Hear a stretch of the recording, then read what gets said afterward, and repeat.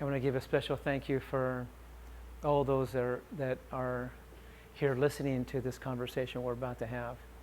We've been inside of a conversation about the four principles, and we talked a little bit about enzymes, excuse me, but I want to go a little further and talk a little deeper about them.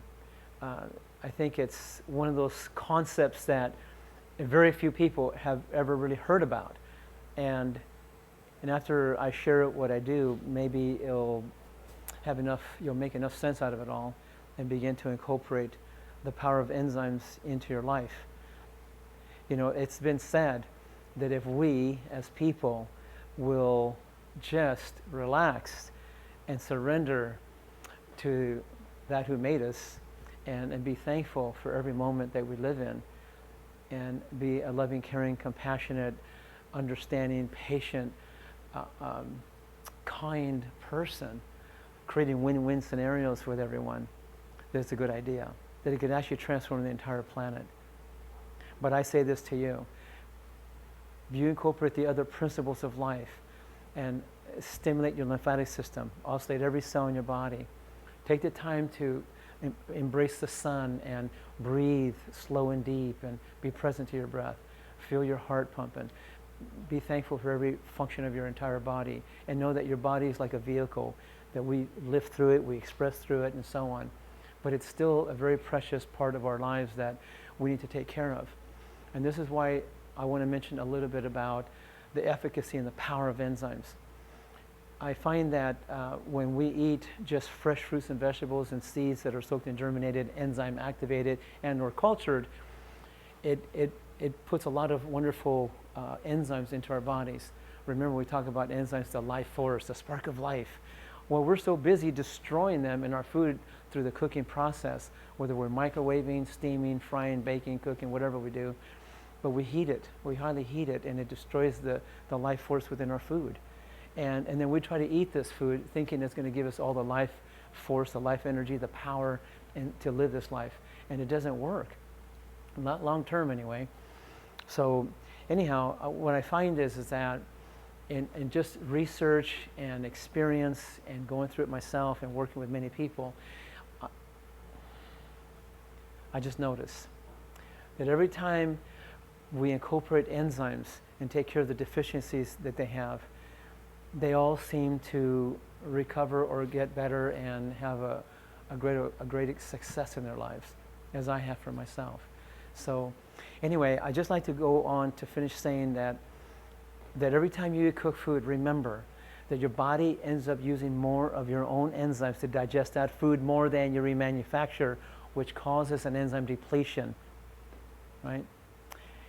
And this depletion that takes place, we develop what they call partial digestion. That means some of your proteins, carbs, and fats get digested and processed like they're supposed to. Like when you digest proteins into amino acids, that's what builds muscle, that's what builds hair, skin, bones. That's what makes more enzymes and hormones in your body to keep your integrity, your cellular integrity. You break down the fats into fatty acids so you can have healthy hair, healthy skin, healthy brain function, healthy myelin sheath around your nerves. The fatty acids are very important to you, but you must break it down into fatty acids first before you can use them. It's the same thing with carbohydrates. We need to break down carbohydrates into glucose, simple sugars, so your body can convert it into energy, utilize it for energy, and give you tons of energy. And remember to have good, healthy brain function so you can remember, so you can function and reason and dream and all these wonderful things we like to do with our brains. You need to have protein, amino acids. You need to have glucose, and you need to have fatty acids for a good, healthy brain function. So those neurotransmitters in your brain will work and work simultaneously in your favor. Anyhow, when you become so enzyme deficient to the point where you're only digesting half what you're eating and the other half doesn't get digested, then you end up with this accumulation of undigested proteins, carbs, and fats, which putrefy, ferment, and acidify within the body. When this happens, it builds up toxic waste. And then from there, it begins to attract parasites, viruses, bacteria, and yeast of all kinds. These little critters live on this waste, and when they eat on this waste, this host, this environment that I'm talking about, basically what happens is they proliferate, they multiply, At the same time, when they're multiplying, they're also, as they're eating this waste, they're also excreting waste out of their little bodies. And their waste byproducts that come out of their little bodies are very acidic, very poisonous, very smelly, and deadly. And it leads to all the infections and diseases of all kinds. That's why toxemia is the one word that covers all diseases. This is one of the reasons why we want to advocate and encourage and do everything we can to inspire you to understand this concept. Because if you understand it, in the future, no longer will you be eating cooked processed foods. You'll eat fruits and vegetables and herbs in the natural state. You'll take the seeds and nuts and you'll soak them, you'll germinate them. You'll go organic. You'll get away from GMO food, genetically modified food, chemicals, pesticides, herbicides, and all that. You'll go into organic, fresh, raw living, enzyme-rich foods, as I've done over the years. There's not an accident that, you know how they say everything happens for a reason? Well, now I look back and I'm so thankful that I lived in a very conventional lifestyle the first 21 years of my life. And I'm glad now, when I look back, I'm glad I went through that big tumor behind my head. And I'm glad I had all the severe acne on my face. I'm glad I had the rash in my body. I'm glad I had that chronic asthma. I'm glad I had chronic constipation and having all that pain and all that agony and hoping and praying I could go to the bathroom when I needed to and couldn't. I mean, I'm glad I suffered so much. I'm glad I went through the fear of dying and all that, because it did one thing. It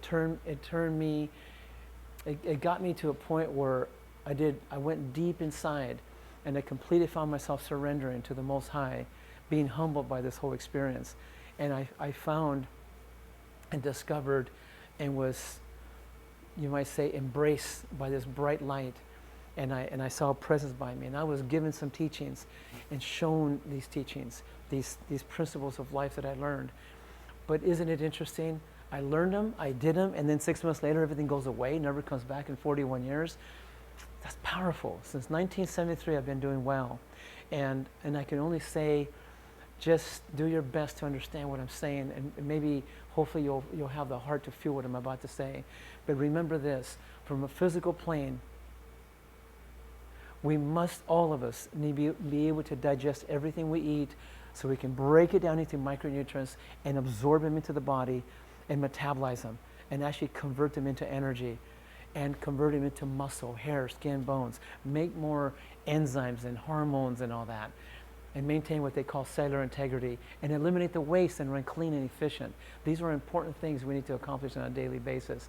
So where enzymes come in, it helps us to digest. It helps us to break down these foods into micronutrients so they can be delivered, assimilated, absorbed into the system, and then feed your cells. So then from there you can metabolize it into energy and everything else and eliminate and run clean and efficient. I remember back in the day when John Wayne, people like Elvis Presley, you know, they're eating just conventional foods and what have you. Before they passed on, they had over 15, 30 pounds of excess fecal matter in their intestinal tract. They were very toxic and they suffered a great deal from cancer and different things. They suffered a lot. Well, guess what? It's happening to millions of people.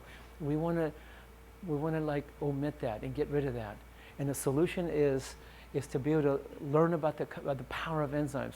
And remember, we do have 3 classes of enzymes. You have food enzymes in your food. That's why it's important to eat natural, enzyme-rich food, organic. So when you chew it really well, it can digest. It can partially begin to start pre-digesting itself. Just like a banana sits on the counter and it ripens by itself, those are enzyme activities going on inside that banana. Just like an avocado sits on the counter and it ripens up, it's enzyme activity going on. That's what makes it ripen.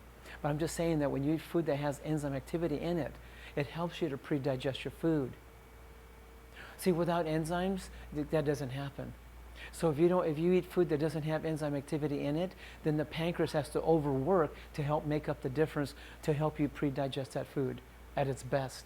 But you end up overworking the pancreas. That's why we have 30 million diabetics in our country diagnosed and growing rapidly. But all that can be omitted and actually reversed, in my opinion, if we just start catching on to this concept and wake up to the truth.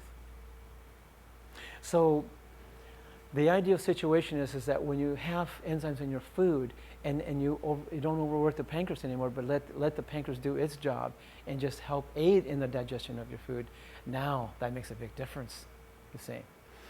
So the pancreas is another class of enzymes. They're called pancreatic digestive enzymes, and they're very important to us, and they help us. So that way from there it can continue breaking down the foods into micro nanonutrients, you might say. So then we can actually manufacture metabolic enzymes. Metabolic enzymes is another class of enzymes. But these thousands of these various enzymes is what runs our body. That's what allows us to blink. That's what allows us to think and remember and reason. This is to even have happy feelings and all kinds of wonderful experiences within ourselves. It takes care of the wear and tear of your cells.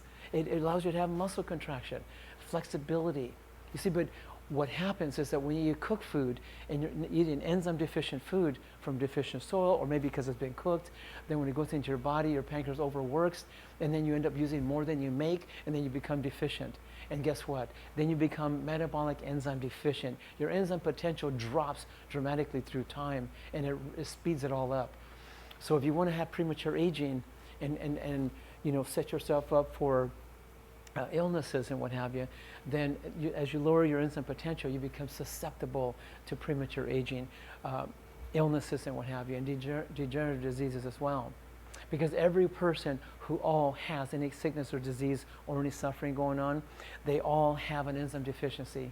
And they all have poor digestion, poor assimilation, poor metabolism, and poor elimination. So to master the art of digestion, we need to be keen and aware of this enzyme concept.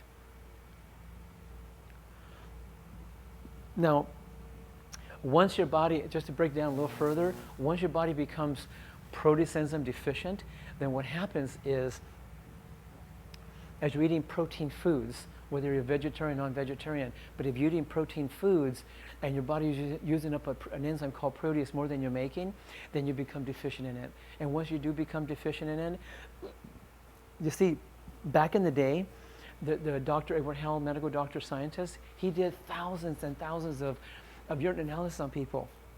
And he actually learned, figured out, and broke it down and found out that when a person is protease enzyme deficient, they had various conditions in their body, from acne to all forms of infections, cancer, tumors, fibromyalgia, endometriosis, irritable bowel syndromes, bowel movement syndromes, Crohn's disease, endometriosis, Alzheimer's, and what have you, and mental disorders, depression, anxiety attacks, loss of muscle tone.